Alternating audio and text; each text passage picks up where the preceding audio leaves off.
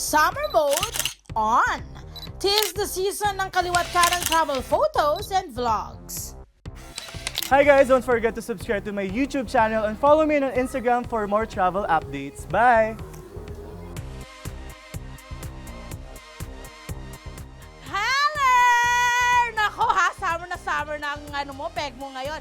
But of course, bago mo i-enjoy ang kainitan, diba, ng sun, summer sun, of course, kailangan yung mga summer essentials mo protektado at talaga namang well-organized. Okay? Kaya naman, eto, nakahanda ang good news para tulungan kayo sa aming mga DIY summer containers na only for you this summer. Excited ka na? Let's do this. Ang cute na memory card case na ito, madali lang mapapasayo para always ready to pose and take videos sa summer gala. Maghanda lang ng foil stickers na mabibili sa bookstores for 100 pesos, popsicle stick, glue gun o pandikit at baby wipes. So itong gagawin natin, Kim, ay? So, gagawa tayo ng DIY memory card holder from yung mga baby wipe, yung mga... Yun. mga Actually, may oh, mga yung may mga takip. May mga takip, ganyan. yeah. Most Ito, especially yung mga itong mga lock. ganito. Yan, Yeah. yan. Ayan. Tanggalin ang takip ng dalawang baby wipes. Yung two pieces natin na ganito, basically, ipuput together lang natin siya. Like this. Yeah. Pwede itong lagyan ng glue para mas dumikit. Just make sure, syempre, na pantay yung pagdikit ninyo. And parehong side. And then, what you do is, ayan, pwede na siyang lagyan ng ano. So, ang next step na natin is i-decorate lang natin siya. Be creative! Gamit ang foil stickers, lagyan ito ng disenyo. Decal. Cute! Ganda! Professional, di ba? Pwede mo rin. Safe na ang memory cards dahil kahit maipit o madaganan ito sa loob ng bag, hindi masisira ang inyong memory cards. Tuwing summer pasyal, hindi mawawala ang mga bitbit na toiletries. Gawing mas maayos ang toiletries ninyo sa garter organizer na ito. Maghanda lang ng sinulit at karayom, garter at cardboard. Balutan ng cardboard ng black garters sa kaipin. Ang mga puting garter naman ay ilusot sa pagitan ng mga black garter. Ipin din ang mga ito. Tahiin ang pinned areas. Sobrang dali lang, di ba? Tiyak na safe at organized na ang inyong toiletries sa super stylish garter organizer mo.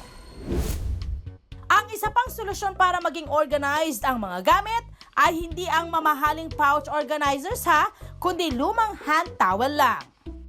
Ang mga kailangan, hand towel, sinulid at karayom at ribbon. Tapos, ipuput. Tupiin ang ibabaw at iba pang bahagi ng towel. Gawing mas maiksi ang tupi ng kabilang side. Isukat ang mga brush at lipstick sa towel. Tupiin ang magkabilang gilid ng towel. Markahan ang tatahiang parte ng compartment gamit ang ballpen bago ito tahiin. Gupitan ang isang bahagi ng towel at itahi ang ribbon na magsisilbing lock. Yes! Unique na, space saver pa ang inyong towel organizer.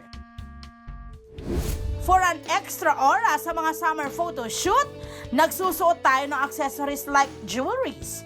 Para sa lalagyan ng mga alahas, upcycling ang solusyon. Maghanda ng takip ng water bottle or soft drinks, phone case na flip style, glue gun at stickers.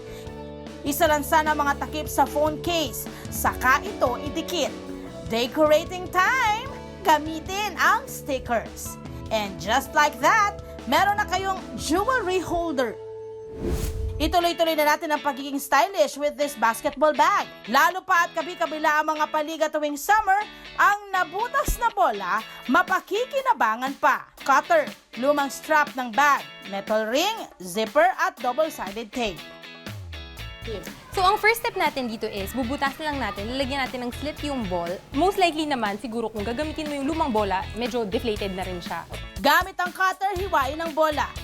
Kasi nag-fray out yung mga ends niya, lalagyan lang natin siya ng packaging tape. Idikit ang double-sided tape sa zipper. Pagkapil, gupitin ang sobrang zipper. Gamit ang screw o hand drill, gumawa ng dalawang butas na paglalagyan ng metal ring.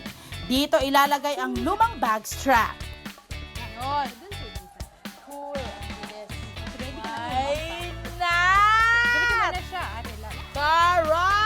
Ay, o pwedeng ganon. O ha? Paandar ang bago mong bag na feeling naka 3 points ka sa pagka-fashion. Sa mga do-it-yourself travel organizers na ating ginawa, ang pag-e-empake, tiyak, mas mapapadali.